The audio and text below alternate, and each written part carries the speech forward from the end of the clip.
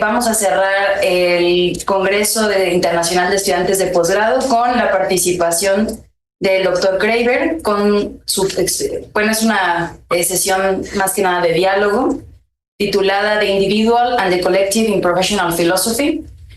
Professor, you have around 14 minutes so we can have a Q&A time, okay? Okay, Thank great. you very much.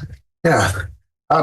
Thank you again for the invitation to be here, and it's really been a fantastic visit so far. And this talk, which I was asked to do by the organizing committee, has caused me more stress than my professional talk. I feel as if I've been asked to comment on something that I have. I'll say something more about my experience, but really I've lived through it, and I've been in the profession for 20 years, and this was a wonderful opportunity to reflect on what I think it takes to transition from being in graduate school to being a professional philosopher, and that's what I was asked to talk about. And so I'll say a few things about that. That's me. At the time that I was transitioning from graduate school to a job in philosophy. In fact, it was somewhat late in my transition because I had a postdoc and another job. And this was when I finally landed at Washington University. I have very few memories of what it was like to be in that transition. We did a postdoc at the University of Maryland with a person named Lindley Darden, who's perhaps familiar to those of you who work in philosophy of biology. She was an amazing mentor to me. I really had only a one semester postdoc and was very scared that my philosophy career would end. Then Lindley got an NSF grant that she put my name on, a National Science Foundation grant in the United States. And that funded a second semester at the University of Maryland, where I continued to worry that I would never find a job.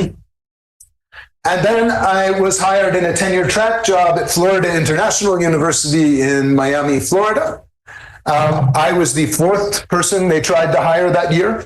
And fortunately, the first three said no. And I got my job. And that, at least for the short term, allowed me to feel relatively safe. And I had 2 years at Florida International University without much stress about tenure, because it was too early to begin worrying about tenure in some ways. And at Florida International University, they were clear that the requirements were not overwhelming, that I could achieve it, and I could lay out a plan for myself about how to get it. I then moved to Washington University in 2001, which rather famously has impossible tenure standards. And suddenly I became really quite concerned. It became clear that I had to write a book. I hadn't planned on writing a book, but now I had to write a book, and I had to generate much more international recognition than I had before. And part of what I'll talk to you about today is that process, I think. One part of my experience is that I have been, the department at Washington University, partly because of geographic reasons, has had a lot of turnover. We have many postdocs, two every 2 years in the PNP, the Philosophy, Neuroscience, Psychology program, where I am. And so they're constantly coming in and then moving on to jobs. And I get to see them at this tender moment in their careers. We've had many junior faculty. Washington University rather famously hires very good people, and then other schools steal them. And so we lose them to places like Cambridge and University of North Carolina and Berkeley. And so I see people while they're in this transition. We have many visiting professors who come through and many teaching professors at the moment. I mention all of this because it seems to me that the European, what I have thought of as a European model for an academic career is increasingly becoming the American model of an academic career. That is, one should not expect to move from a graduate program directly into a tenure track position at the university of your dreams. Rather, often what happens now is a stepwise process, getting your PhD, getting a postdoc, having a visiting position, continuing to work, hoping that at some point a position will open up for you that will allow you to have a more stable kind of job. I don't know what the situation is in Mexico with respect to your jobs or the jobs that you're looking for more broadly, if they're outside of Mexico as well, and whether this fits that model, but that's the model that I've been noticing. I think in my case, to be honest, I think my challenges at this stage, if in my memory at least, were feelings of lack of confidence.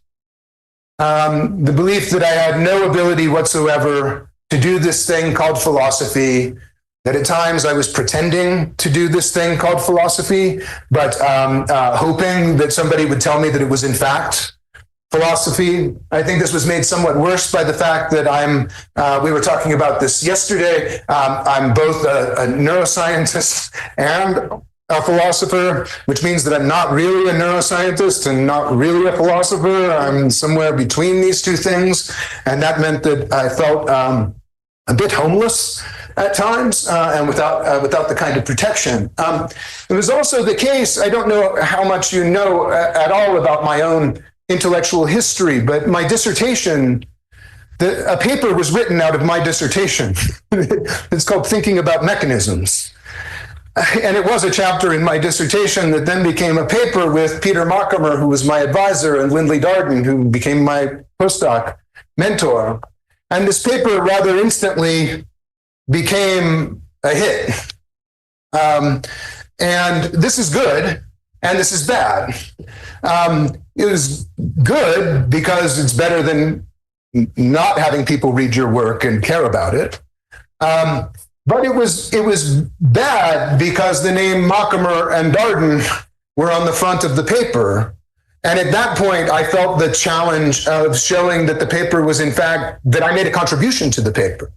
That the paper was not simply my doctoral advisor's idea that I wrote up, but instead was something that I had actively contributed to. And I needed to make a name that was independent of the names of these people who had far bigger reputations than I had at that time.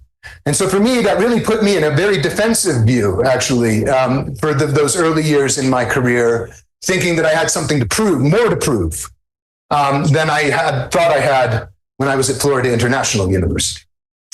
I also, I think I've been not the best at balancing the collective life of philosophy with the individual life of a scholar. And I mean that because the department that I graduated from coached me entirely to become an independent scholar. They did nothing, really nothing, to tell me how to be a member of a community. Everything about my training was how to be an original thinker, how to promote my ideas, how to promote myself, but not about how to fit into a community. And it turns out, looking back on that the department that trained me was a department of individuals. And I think many philosophy departments are departments of individuals, and you will be entering one at some point. And so I want to talk a little bit in retrospect about what I wish I had done. Do what I say, not what I did. Okay, I don't know. I don't have an overarching theme. But when I think of this as a developmental process, okay? And when I think who has the best theory of development for this question, I think about Sigmund Freud, actually. This says something about my relationship to Peter Markheimer and Lindley Darden, perhaps. But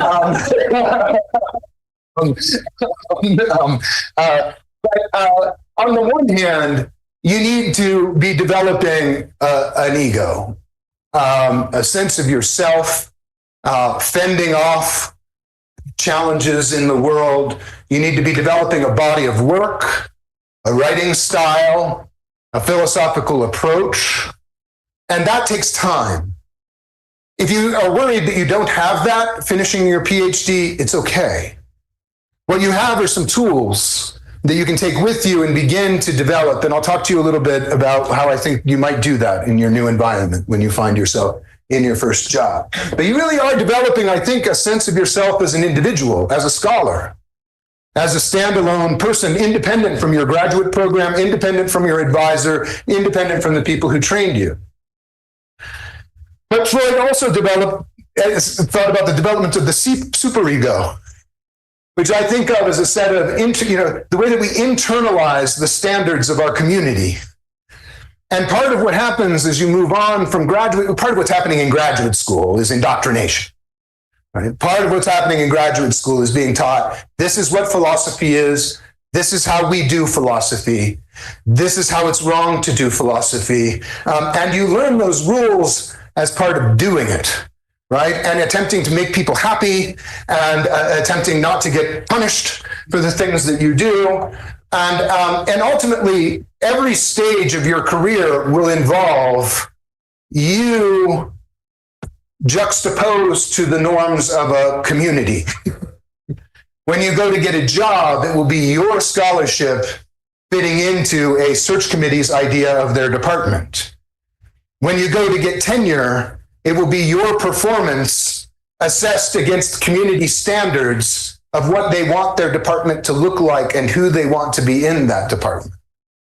When you go to be advanced to full professor or to get grants, you're also going to be evaluated for the quality of your work, the extent to which you adopt these standards. You can fight those rules. You can fight against them. But as Freud pointed out, that can lead to bad developmental outcomes.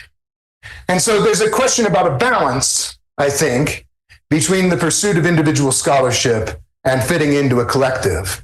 And things can go badly wrong in that attempt to fit into your collective. And so part of what I want to talk about today.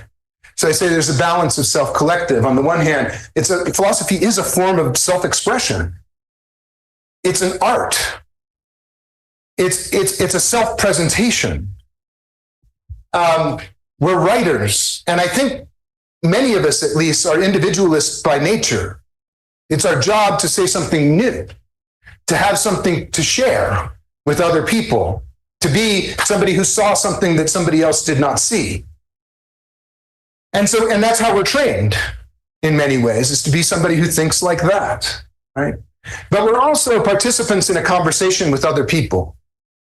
And that requires listening to what they have to say, orienting your work with respect to what they're talking about, not dominating the conversation, but participating in the conversation.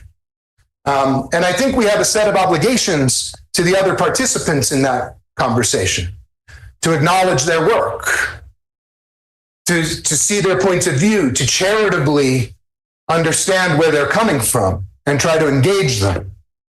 And that makes it harder to do this other thing because they get in the way sometimes. But it's a collective endeavor. And if you're not participating in the conversation, you're not succeeding. It's also clearer to me as time goes on that this whole machine of philosophy is a profession.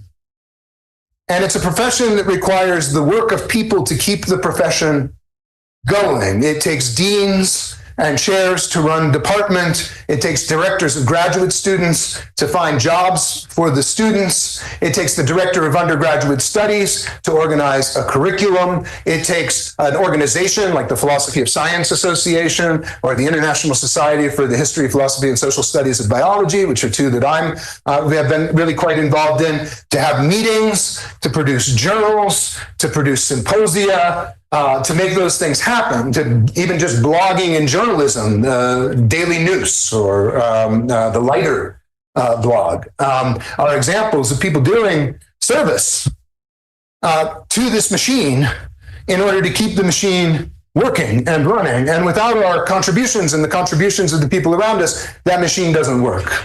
So there really are these things that are competing for your time. There's the participation in the profession, and there's participation in your own intellectual development. And those things have to both be working at the same time for you to have a harmonious, well-adjusted passing through this developmental stage. This bit about individualism seems really important to me over time. We come to this developmental stage of life with different temperaments. We have different relationships with our own parents, and with our own friends, and with our own spouses. Some of us are very good at these things. Some of us are very bad at these things. Some of us do philosophy one way. Some of us do philosophy another way. Some of us do things that we don't even recognize as philosophy. Some of us do, etc. And those all, I think, and we also, and this is meant to be somewhat comforting, we all come to this with different strengths, different things that we're really good at. Some people are organizational masters. They can take a group of people and have them doing collective work very well. Others of us can't manage to load things into our own calendars and make our meetings on time. Some of us are rabid publishers and produce work very, very quickly. Some people are very slow and tedious about their work, painstaking in the production, and they maybe put out an article a year or an article every 2 years or something like that, which to me is a slow pace from my point of view. And we all have different goals. Some of us want to teach philosophy. Maybe you look at the state of the world and you say, this is a place that needs some philosophy. And I don't have to be Immanuel Kant to be the person who stands in front of a classroom and helps people to think better about the world. And that can be a perfectly valuable and worthwhile way to spend one's time as a philosopher. Some of us want to be Immanuel Kant. And that's a different set of choices. And it requires prioritizing the individual work, sometimes at the expense of the collective. Individuality is a strength and a burden. I think part of what I want to get across is when you enter that new environment, recognize that you're dealing with individuals that come with this diversity of abilities. And instead of trying to whip everyone into shape or enforce some uniform sense of what it is to be a good department member, I would take this moment to encourage you to think more tolerantly about the diversity of people in our world and the contributions that can be made by those diverse kinds of people. And to find what fits for the people who are in our department and are in our world. I found this online, I thought it was right. Every person you mentor is a unique individual and none of them are you. Mentoring isn't about sharing what you would do, but exploring what's best for them to do. That's why I don't think that there's a universal story about all of this. When a graduate student comes to me, my first question is, what do you want? Where are you going? What's your plan? And then we can talk about how to build a graduate school career that's, my last student said, I want to teach at a liberal arts college. I want to have small classes. I said, okay, well, you're not going to do this dissertation. This is your dissertation. This is your choice, if that's where you're aiming, because this is something that I think will excite people at a liberal arts college, multidisciplinary, calls on many different areas of expertise. We'll let you slide into that world. But if somebody says, I want to go to Princeton and be their metaphysician, that requires a different dissertation. And it requires that you operate in that dissertation in a very different way. So I would say that one important step is for you to, and this goes against what normally happens in graduate education, where you're taught this is philosophy, and here's how we do it, and this is the right way to do it. But as soon you're going to leave this department.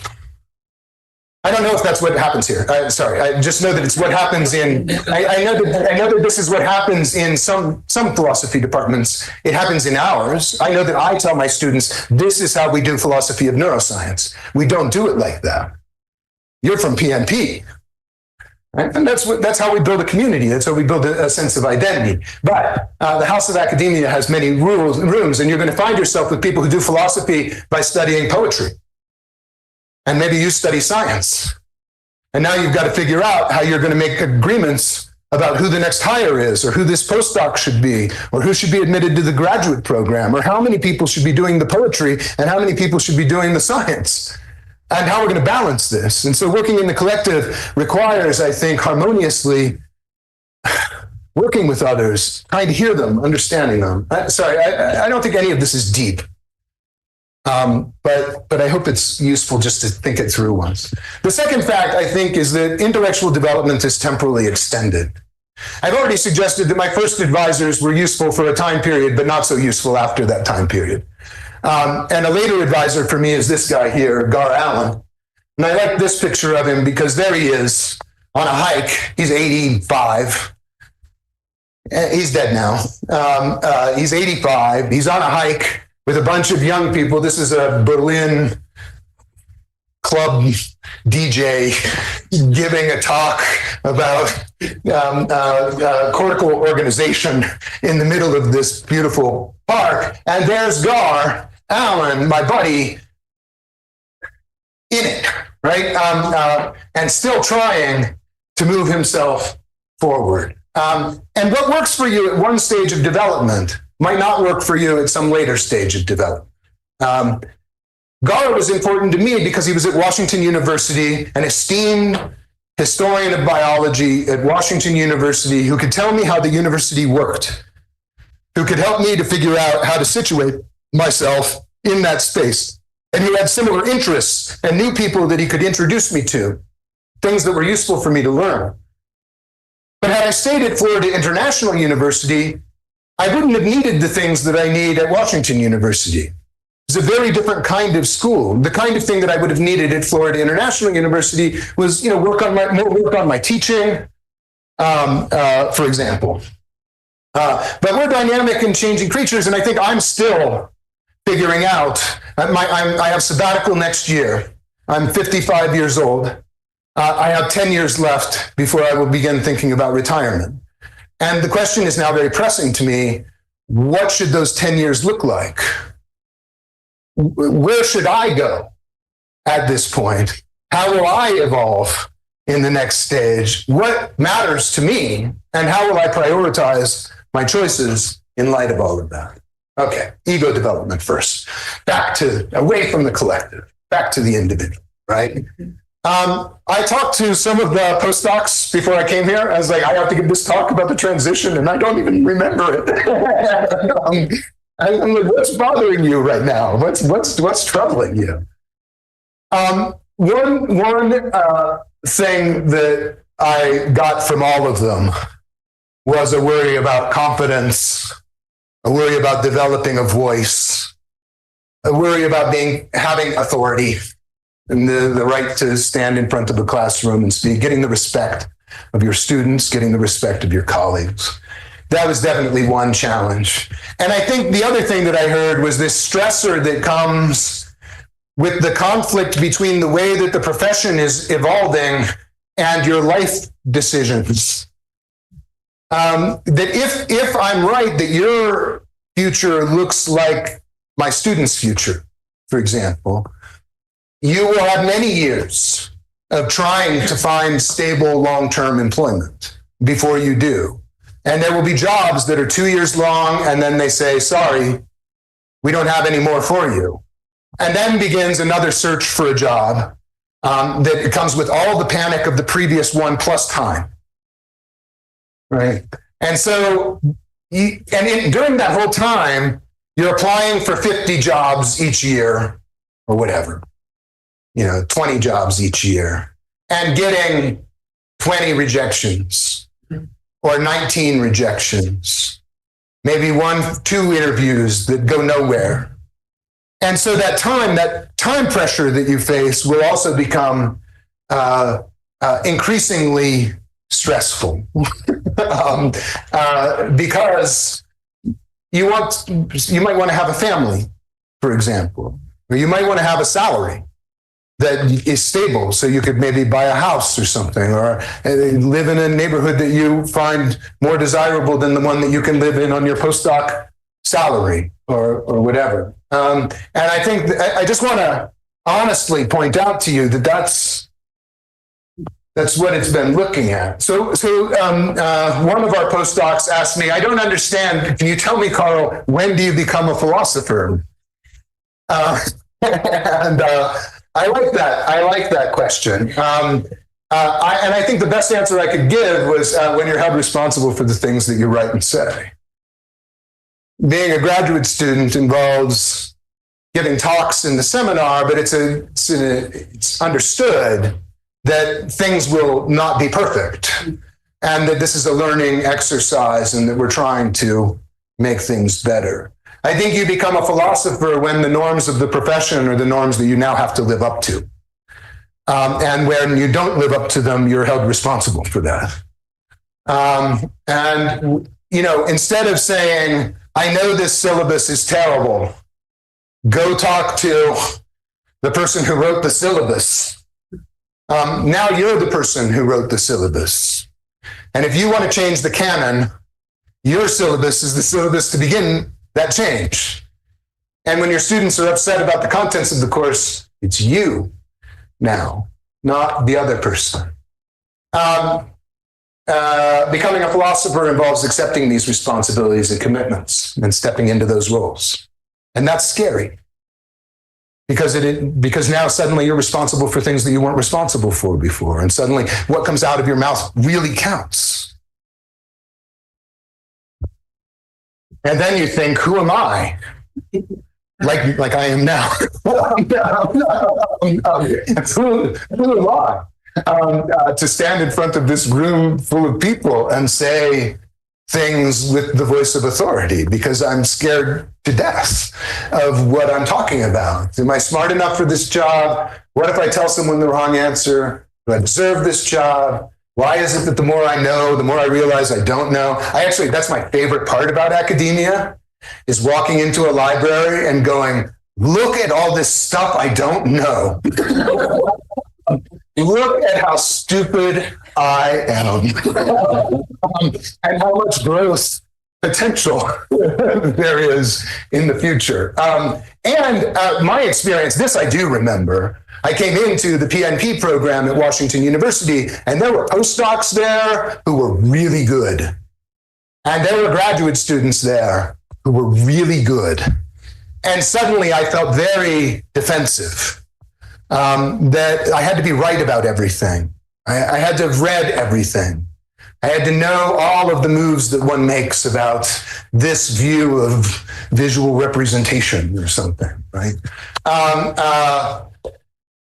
So that's scary. And so I'm making it sound bad. I will then say positive things. And there's like I said, unfortunately, this was not my problem. But there's a very real possibility that you write some paper and you put a bow on it and your advisor says, awesome, send it out, and it gets accepted to the journal and nobody reads it. There's silence. There are people who have entire philosophy careers and never manage to find a community that cares about their work. They might do really great work. I have really good friends from graduate school who I looked up to all through graduate school. I thought, these people are so far ahead of me in their intellectual skills. But what interested them wasn't generally interesting. The way they approached the topic didn't generally catch on. Philosophy, remember, is not on a clock, though. Ignorance, people might be quiet for a while, and then you get a sudden awakening of interest. And if you don't get silence, the other thing you might, and this I do have some experience with, you might get the other extreme, which is that you become a target of criticism. And suddenly the work that you've produced, there's work in print that interprets it in ways that you're not happy with, makes claims about it that you're not happy with. My work has been called ridiculous. It's been called absurd. It's been called empty. And I have to say, I do remember that. But I have to remember this thing at the bottom. And I think this is worth keeping in mind. The whole business runs on conflict. In some sense, you can tell the entire story of philosophy is when to be paid attention to be taken seriously, is to have people try to engage you. And to engage you in philosophy means trying to show what you got wrong, or to try to paint a different picture that's alternative to the one that you've got. So it's an odd business where the praise comes in the form of criticism. And the quicker you recognize that, probably the better. And it will also help you to figure out who to collaborate with, who to commune with, who to work with. If I say nothing else that's of use to you, wherever you land, find a mentor. I have spent my entire career looking at old people in philosophy and thinking, oh God, I hope I don't end up like that. Or, wow, how did they pull that off? One thing about this guy was that he was happy. He wasn't angry at his colleagues. He wasn't angry at other historians. He loved their work. He enjoyed interacting with them. He didn't spend all of his time at work, but he spent most of his time at work. Happily, typing things, making notes, annotating books in his capacious library. But I spent many years, both before Washington University and at Washington University, looking around for people who I thought exemplified either what I wanted out of life or what I definitely did not want out of life. And I tried to buddy up with the people who I thought were getting out of life what I wanted. And I tried to learn from them how they managed to pull that off. And I watched the people who I thought were screwing it up. And I thought quietly to myself, this is how they're screwing it up. And I'm not going to be that kind of person. So watch your world and start now, right? Look around. Who's enviable? And then think, why are they enviable? And how did they get to be enviable?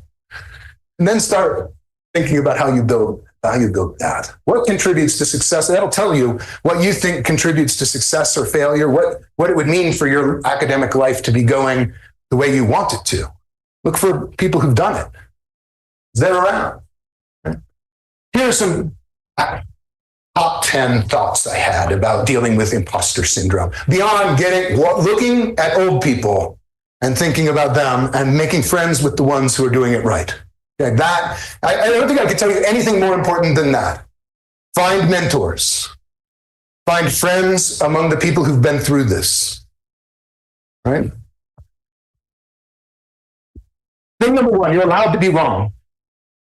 Right? That's what a PhD is. A license to be wrong. and to stand in front of a room full of people and say, the mountain of my ignorance compared to the anthill of my knowledge is an amazing thing. You're allowed to tell a class, I don't know how to answer that question. Let me go home and think about it for a while and come back to you. Or that's amazing, you're exactly right. I hadn't thought of that objection. And I don't know how to respond to it right now. That's really good. Give me time. Right? And it's a sign of strength, I think, to be able to walk into a classroom the day after and say, guys, there's something that happened last time. I got it wrong. And I just want to be clear about that. And then to correct it. Why not? That's what a scholar does. That is what scholarship is. Right? Secondly, don't underestimate yourself. You're smarter than you think. You've got a bunch in there. You might not know how to get it out or to write the kick-ass paper yet or whatever, but you've been working, you've been reading, you've been taking classes. All of this stuff is in there. You know more than you think. Give yourself some time to let it sift. These neural networks don't train up immediately. They shift this information around. And then eventually it begins to ossify into some kind of semantic knowledge. But there are early times where it's just kind of disparate, unconnected things. And over time, it begins to coalesce into something that has a center of narrative gravity. Don't describe yourself as lucky. I'm lucky in a million ways, having to do with, facts about my birth, facts about where I grew up, facts about the schools that I went to. I acknowledge the privilege. I also have worked my butt off. Right? You can ask my wife about that. She'll describe our the scene of our wedding apartment as an example of where she fell in the list of priorities during those early days. That was not luck that was happening there. That was a set of decisions and a way to spend time, and late nights and lots of cigarettes. Here's another thing that's been useful to me. Sorry, this is obnoxious. But at some point it occurred to me, everybody's got a book. Every time I talk to somebody, they're like, I'm working on this book. I'm working on this book. Yeah, I'm working on this book. I'm working on this book. And then I'm like, oh, God, I don't have a book. I'm not working on a book. I don't need anything. Where's my book? And everybody's got a damn book, right? But very few people have finished the book, right? Keep working at it. Books don't get written in a night. It's working on a building. It takes time. So don't worry about other people and their opinions of themselves and how their careers are going. And people do all kinds of things to create mystique about themselves and the illusion of success. And that can be very, there was somebody who told me, like, I'm going to go work with Patricia Churchland. She told me I was going to get hired, but, and then nothing happened. And it was, and I realized very early on, that was just them. That was their thought about who they were. And the fact that I was feeling bad, that Patricia Churchland doesn't want to hire me. Maybe I should have just worked on my own stuff and tried to get better at it, right? This is dumb too, but it helped me along the way.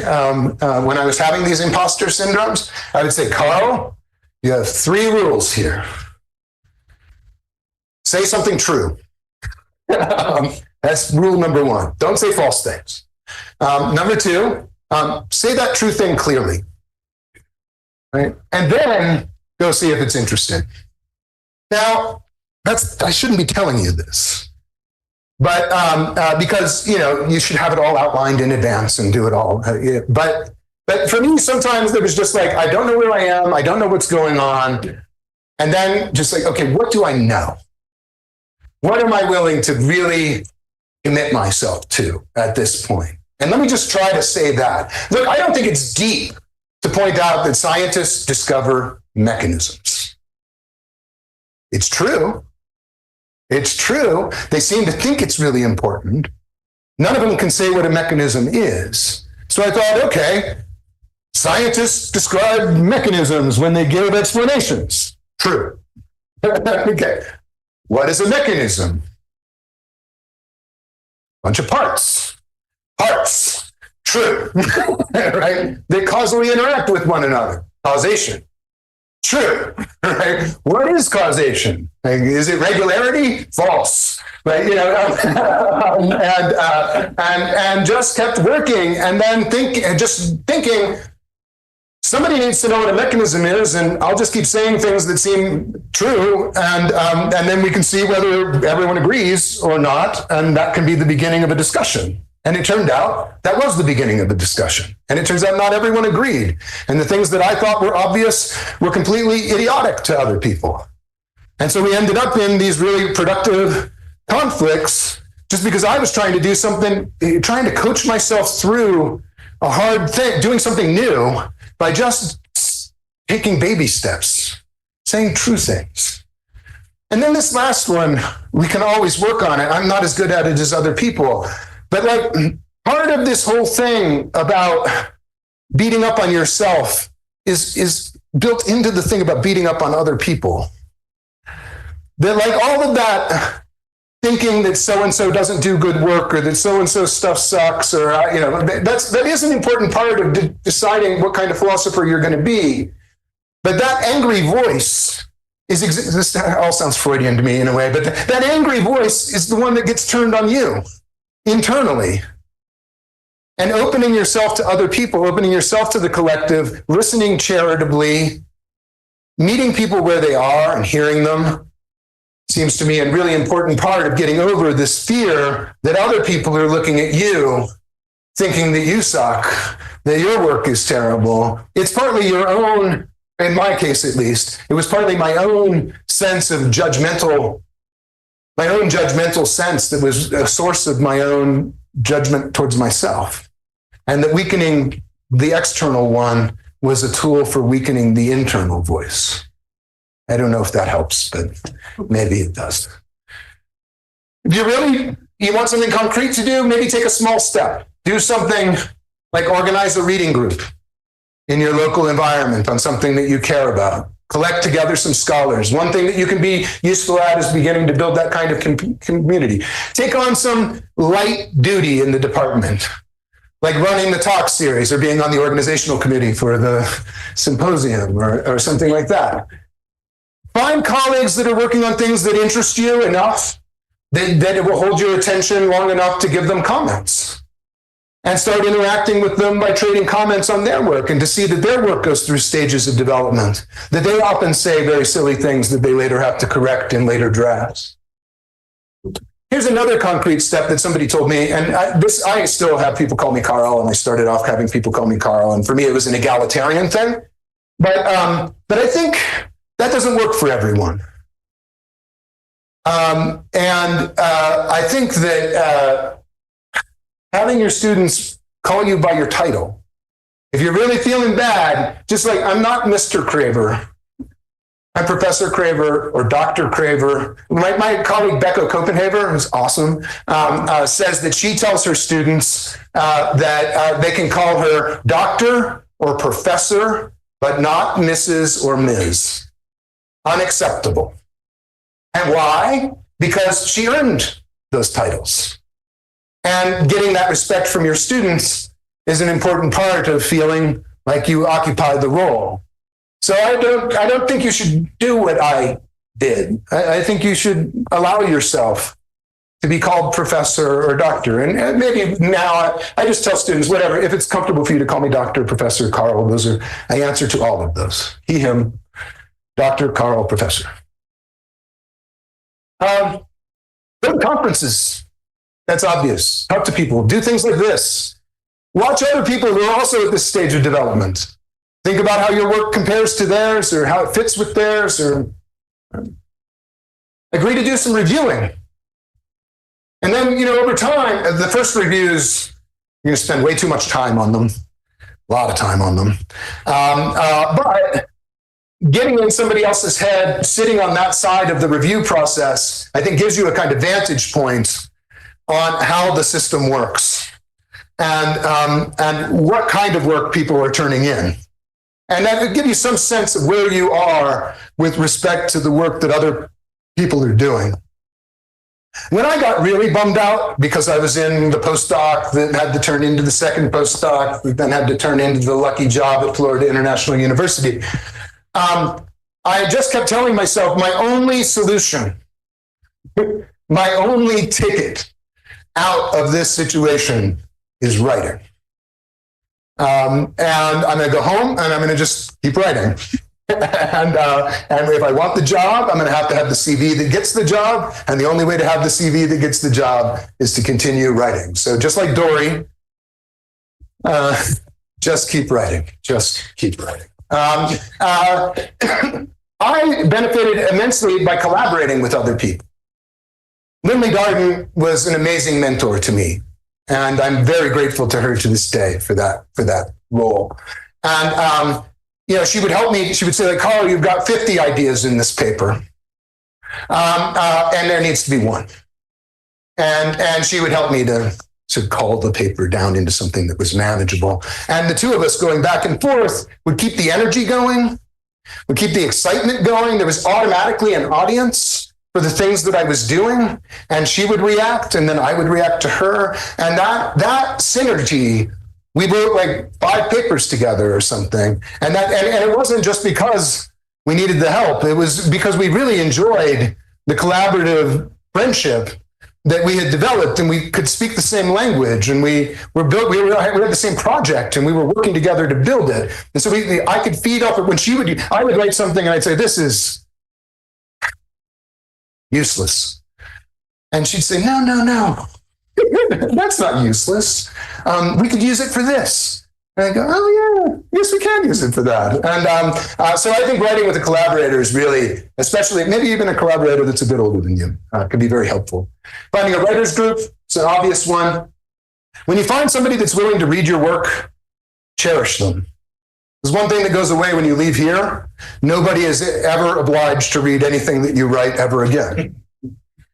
And when somebody's kind enough to do that, that's something that you should cherish. And when they want to sit down with you and talk about it, and I've done this a lot of times, and there are people who can take criticism, and there are people who cannot take criticism. I encourage you to be the kind of person who can take criticism, to hear what they're saying. You might not agree with it, and if you don't agree with it, maybe you can ask some clarificatory questions around what they're telling you. But then the goal is to try to avoid that reaction in the next reader. Right? Even advice that you don't agree with can be useful for orienting the project in a way to avoid the kind of criticism that you don't want to hear. Right? But there was somebody very recently, they gave me a paper of theirs, and I came in, and I was like, I just don't like this intro, like I'm having difficulty finding a thesis, and I like papers that have a kind of roadmap at some point that say, here's the structure of the paper, and the person just looked at me and said, I don't do that. Okay. You're not publishing your papers. You gave me your paper and asked me what I thought, and I'm now telling you what I think. Help you to get your paper published, and you're mad. So I think listening, and it's also part of building a relationship with the person too. If you're just defensive and you leave the conversation and somebody's like, oh man, please, am I doing okay on time here? I feel like I could go on forever. Maybe 5 minutes more? I can stop. No, it's important dealing with it. The rejection thing was just turn around and send it out again. Don't maybe make a few changes if you think it's important, but if you get a bad review, send it to the next year. Somebody, maybe the totally different reviewers will look at it and not see that problem. If you think you have to fix the problem, fix the problem. But you don't have to, just because you got a set of reviews that are negative doesn't mean you're wrong or your paper sucks or anything like that. It might be that they don't get it. It happens. First thing that happens to you when you leave is you lose your community. Boom, gone. Your friends, faculty that care about you, all of that's gone. You're now in a new place. And you get these new people. I found this online that I thought was hilarious. It's unlikely that you've ever been exposed to politics as pervasive and at times as vicious as you will find in the many institutions of higher learning. I thought in this world, that says a lot. And it was, the thought that so little is at stake that makes it so angry. But you're going to enter this environment where there's a history and an identity, and people are at odds with one another because somebody turned their postdoc down, and somebody didn't get a grant, and somebody mad at somebody else, and you got to figure out how to live in that world. And it's going to involve keeping your head down a bit and listening and figuring out where the conflict points are and avoiding them. Right? Swim towards the community. Swim towards the community. Swim away from the animosity. Okay? We are built as philosophers to have a set of traits that are strong personalities, willing to put yourself on the line, willing to stand up in front of a room full of people and say things that are controversial, right? That takes a certain kind of personality to do that. And so you're likely going to run into people who have a smattering of these traits. I can also say you're going to run into people like this. I have met some of the best mensches of my life through my engagement in philosophy. Gar Allen being among them, Joel Anderson being among them. I could go on with the list for some time of people that are my dear, dear friends and who I think are wonderful, caring humans. And those are the people I care about. Those are the people that I want to talk to. Those are the people that I want to visit. Right? These people are responsible for your promotion, so you got to get along with them even if they're not that friendly and not that cool. And they're going to be evaluating your teaching and research and your service. They're going to go get letters for you. Right? And then you're going to be evaluated by them. And of course, that's going to make you defensive too, because that's never a pleasant thing. Right? But you don't need them to love you. Not everyone in your department has to think that you're awesome. They just have to respect your work. And you also don't have to love everyone in your department any more than anyone in a law office has to love all the other lawyers in the law office. Right? You just have to show up and be functional. Right? And the more that you do that's angry and personal and defensive and combative, you're disrupting the business. So you don't need to love them, but it is good if you try to find things that are respectable about them, cool about them, that you admire, right? And I really think it's important. Some people like to be, scorekeepers. I do all the blah, blah, blah, well, so-and-so does none of the blah. I'm publishing, and they haven't published anything in 5 years. All right?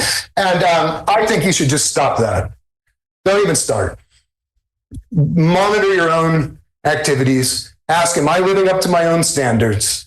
You have to care about whether what the department standards are. You really do need to ask, am I doing good work? Am I doing work that I think is valuable? And that's really what you need to, I think, care about. And when you do that, you just can be tolerant of these other people. You can say, they're not very good at teaching. That's why their teaching evaluations are terrible. They give great lectures, they write great papers. And so they're indispensable to our department. Or this person hasn't published anything in 10 years, but if you need to know something about X, they are the person that you really must talk to. And they're the social hub of the department and the center of intellectual life without publishing. And that's possible. And no need to be angry at them for that, in my view. Again, that anger is the same thing that you can direct at yourself. Stop it. Oh God, why don't I just send you this list? It's like just a bunch of top 10 things. But try to build a community for yourself, both inside the department and outside the department. Never use reply all. Never abuse the department staff. They are your best friends. They only want to be helpful. They might not be entirely competent all the time, but you definitely need them. Be nice to them. Be kind to them. They don't need your shit. Right? And remember, it's a job, so treat it like one. You show up like a professional. Do that, okay? I have found it very important to build my friendships outside of the department. I love at Florida International University. I was at a campus that was they called it the Haitian campus. It was located in North Miami and far away from the main campus at Florida International University. So it was just a bunch of humanities people in a building, right? And we didn't have any. I didn't have a philosophy. I had one philosophy colleague on that campus, on the Haitian campus, but we decided to have a reading group: historian, psychologist, philosopher, etc. I still look back on some of those reading groups as some of the best reading groups I was involved in. There wasn't any of the stress of one-upsmanship. There was no need to posture or pretend to be anything. It was just we could enjoy each other's expertise and acknowledge that it was different from our own. I think that's really very important. Okay. You got to meet people outside the university who know you and care. So going to conferences is an important part of that. I'm going to say two last things. For me, and I don't know if this works for you, I do philosophy and science, and so it's kind of important for me to have one foot in science at all times. And when I got to Washington University, I looked around and I thought, what are these people good at? Actually, when I got to the University of Pittsburgh, I showed up to be a journalist. And then I found out that they didn't have a journalism program. Okay, journalism isn't going to happen here. What are these people good at? And then I looked in the list of rankings. And I was like, oh, they seem to be good at this philosophy thing. I wonder what that is. And then I signed up for a course with John McDowell. And I learned what it was. But, oh, well, that seems very interesting, philosophy. Maybe I'll do some more of that. So take advantage. When you land in a new environment, think, what is this place trying to do? What is it good at? Who are the people who are doing really amazing work here? And what can I learn from those people? Feed off of that, those strengths. And the last thing, this here, I will shut up. Thank you, Astrid. Is this. It has been so important to me to have a life that didn't involve doing philosophy. And for me, it involves riding mountain bikes and road biking and hiking and backpacking and those kinds of things. All of this stuff, which sounds stupid, like eating healthy, getting 8 hours of sleep, not drinking too much, Carl,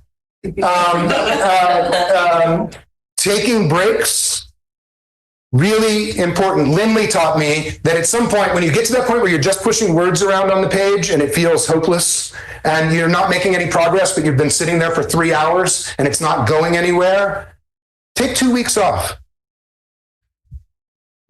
Do your grading, teach your classes, show up for your faculty meetings, but don't write a word for 2 weeks. And by the end of that 2 weeks, you'll have something to say. You'll be back. It all works while you're not working, right? And then this last thing, which is relevant to me here. I'm in this business 50% for the travel. I like going places. I like meeting people. I like talking philosophy with people. I like seeing new things and having new experiences. And so I choose my travel for philosophy in a way that complements my life in some ways. So I don't go to every conference that I'm invited to. I go to the ones that I think offer something that will make me happy, so that I don't find myself sitting in a Holiday Inn by the airport, giving a talk in a dreary environment with people who look like they're falling asleep. And I need more than that. And so I try to arrange my travel that way. And I encourage you, the world of philosophy is amazing. And there are these people at these universities all over the world. And when you get to go there and meet them and talk to them, hear what they're thinking about, exchange ideas with them, it's the best. It's the best. So I think that's one of the ways of kind of keeping the work is in there, right? But then, then there's what happens after hours, and that's a different thing. And it might involve playing pool or drinking beer or going on a hike or something like that.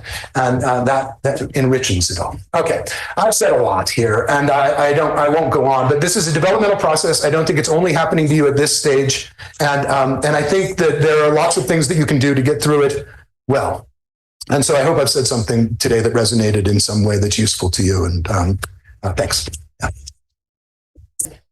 I'm Marcia. I'm a new professor here at the Institute, and it was really nice hearing your talk because I really felt identified what you were talking about. And I think it's pretty good to talk about these things among students and among colleagues, because I think you nailed it today, and it was really nice listening to you today, and I hope everybody gets the best from this talk. Thank you. This morning I was a graduate student of mine, Judith, who I mentioned earlier, who ended up not getting a job at a liberal arts college, but at a research university where she's now working on her stuff. And I got done with it and I said, I just put together these slides and you should be giving this talk. But here, what do you think? And passed it on to her. And so I'm glad that you think that it hit some of the issues that are relevant to you at this point. And I'm trying to just be honest about the world as you enter it. And I hope that I caught I'm glad to hear that it resonates with your experience. Yeah, and I also think that a lot of things that you said concern students and people looking for a job, but it also concerns to people hiring, right? Because some of the things you said are not up for the students because they don't have the power to decide how to engage or who to hire and which are the priorities in the department. I think it's also a very valuable talk for colleagues and people in the position to make those decisions. Oh, thank you very much. I appreciate that. I think that one of the bits of privilege that I've had is that when I got hired to the PNP program, for me, that was just like I had been hired to the place that focused on exactly the thing that I cared about. And I guess part of the difficulty is to recognize the different people who were in that program that was exactly the thing that I wanted. have totally different ideas about what the program is, where it's going, what's interesting, what's worth working on, what's good science, what's bad science. And so even in that idyllic startup, there was already room for some of the difficulties that I was trying to identify here. And so I think part of what I'm trying to get at is to get, one thing that's very helpful is to get a sense of what the organization that you're entering is trying to accomplish. If you're at a community college, that's one kind of thing. If you're at a research institution, that's another kind of thing. If you're at a liberal arts school, it's a third kind of thing. You might be in a department that's trying to train people to get into medical schools, for example. And then the question, how does your philosophy training help to get people into medical schools, becomes a question that you'd never thought about before. But given the fact that 80% of the people come to Washington University hoping to get into medical schools, part of what I have to think about is how do we arrange a curriculum to get these people into medical schools? But, at other universities, I wouldn't have to think about how do I get people into medical school. For the PNP program, of course, it's about building interdisciplinary connections with the different sciences. That much we can mostly all agree on. Which sciences we should be aligned with, we maybe disagree on in different ways. But figuring out what people are trying to accomplish and then where you fit into that, I think is a very good way at that transition moment to think they hired me for a reason. I do something for this place. What do they think I do for them? What can I actually do that will help them to achieve the thing that they're trying to get at? And that's, we can think about this conflict between the individual and the collective as a conflict. Or I think the way that Freud thought about it, it's like, it's developing a sense of who you are by working through the challenges of the demands of the other and your own sense of self. And that this is a process in which we try to develop both of those things at once. And so if you end up being somebody that just hates authority and rails against the collective and is always at every meeting the person who says, I just, enough, and then everyone's there for another hour listening to you talk about, you've not worked through the Oedipal complex in the right way. Or whatever, the intellectual equivalent of the the development of the superego. You've not fit into the collective, and something's not working there. ¿Alguien más? Jorge? Thank you. I was thinking, when I was listening to you, I thought I would love to have you as my mentor for talks. It's absolutely like your style, it works great. And I'd love to have that myself. So be aware of having all these people following your steps. Oh, thank you. Thank you. That a lot of the things you were saying, they're not dated. Like, for example, the imposter syndrome, it trails you throughout your career. It seems like no matter how much you do, it's never enough. And you need to be doing more. And we all need. So thank you for that as well. One thing you didn't mention during your talk, especially in this space between the student life for your PhD and finding a job, which is, guys, it's very hard. It's very hard for everyone. It has to do with, the will to innovate the film and the impossibility to do it because you cannot break everything if you actually want to be in. And I think there is a bit of a conflict there as well. What can you do with your PhD? And I was wondering if you have some advice on that. Wow, that's such a great, thank you. Thank you for the kind comments as well. I was a debater in high school and college. I've been talking in front of rooms full of people for a very long time. So I wish I could say that it was some gene or, but I think it's actually just doing it a lot. That is the consequence. I had a slide in there that I took out that was on this last topic that you mentioned, because I thought, I was thinking about what would be the responsible thing to say to a room full of graduate students about this. On the one hand, I think some of the best advice that I got came from Jim Lennox. It's a name that might not resonate with you unless you're an Aristotle scholar, perhaps, or an Ayn Rand scholar, as the case may be. They often go together. But he's very much an individualist, as you would expect from an Ayn Rand scholar. And he said to me, he pulled me aside at one point. I don't even remember the context in which we had this conversation because I don't remember many conversations with him, honestly.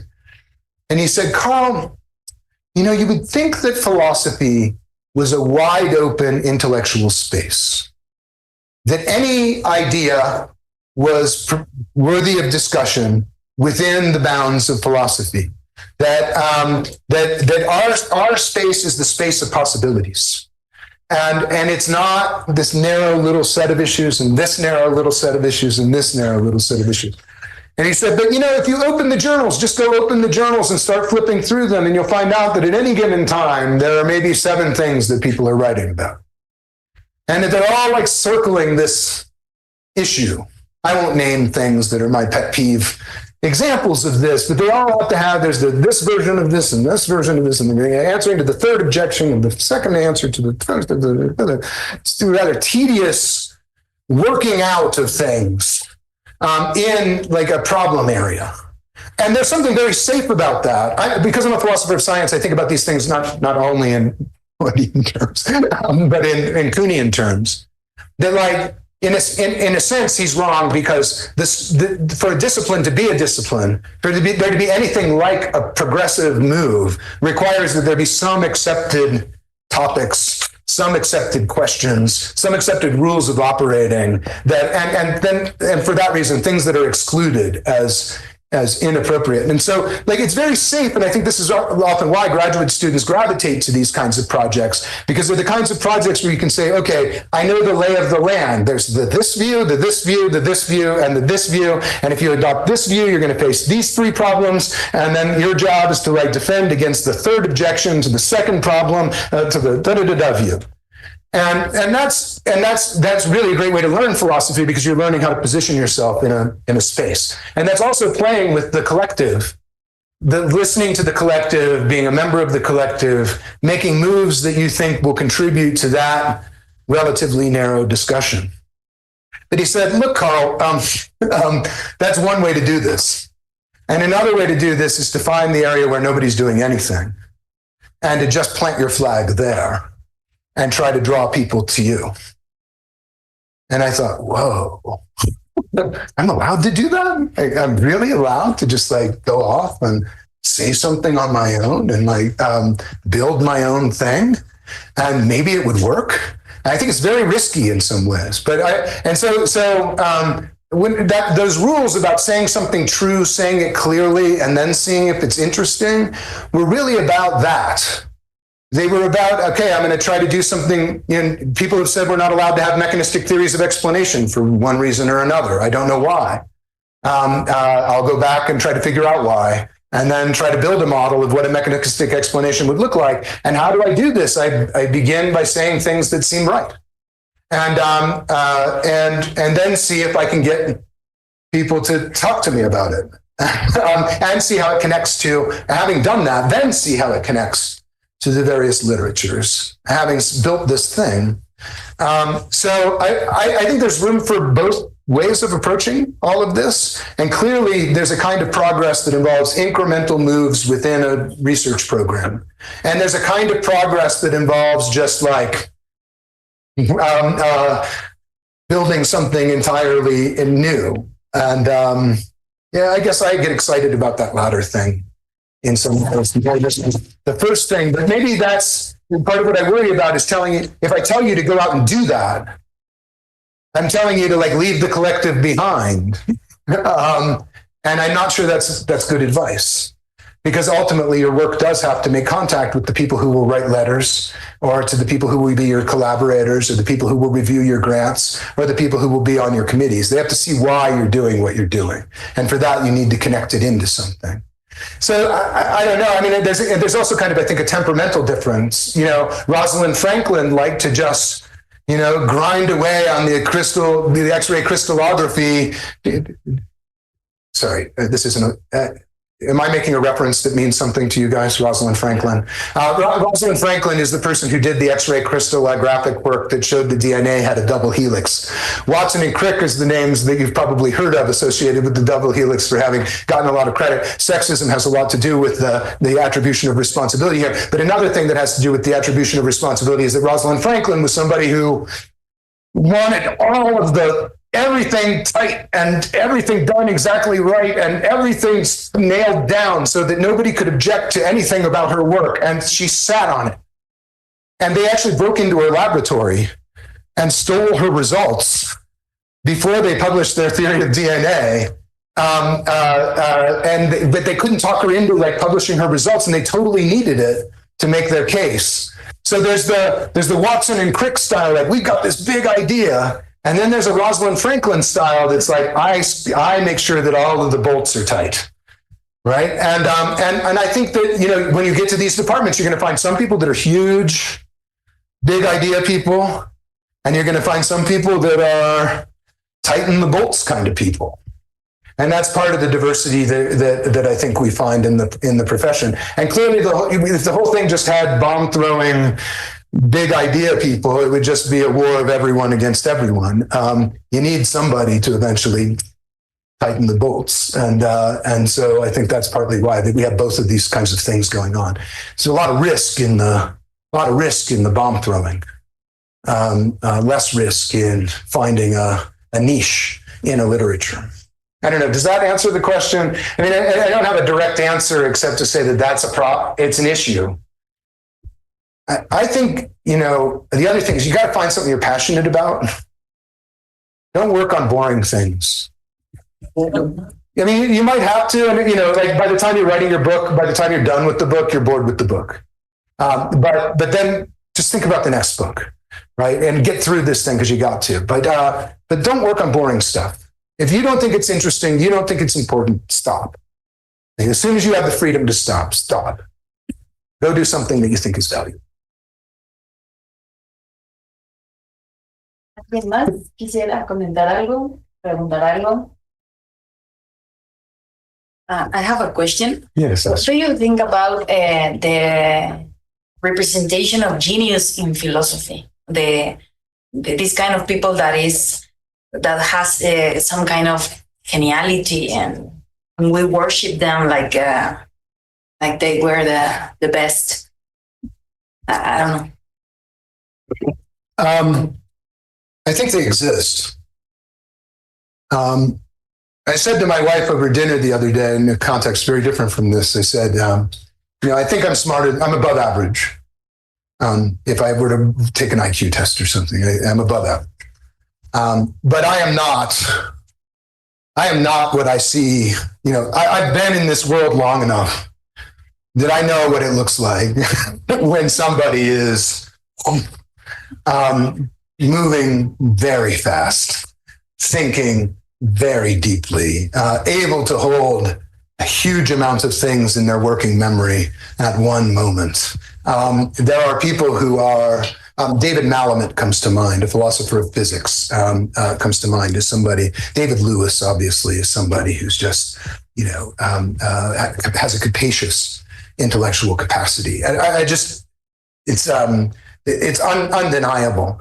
But and I think there are reasons why we worship those people, or they think they're great because they think really fast and they think really well. And but we can't all be that, right? And you don't have to be that to do good, important, productive work.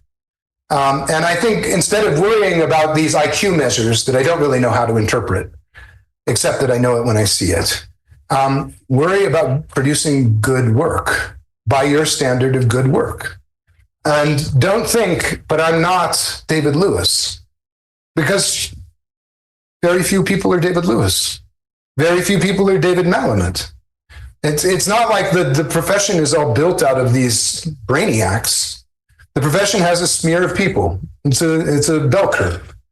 And in order to get a PhD in something, I assume that there's a shift in the bell curve to some extent. But But really, there's a smear of people with different abilities in this. And I don't think that you need to be genius to survive. And it's often the people who are the geniuses that get themselves tied in knots, can't publish a paper, can't see the forest for the trees, can't get out of their own way because they know too much. I've definitely known philosophers who were so smart that they could not write. Because every idea that they put on the page, they would then decide they were wrong. It was wrong. They could demolish any idea that they managed to produce. And their career just tanks. Because sometimes you got to loosen up on it. Let it breathe. Let it have a life.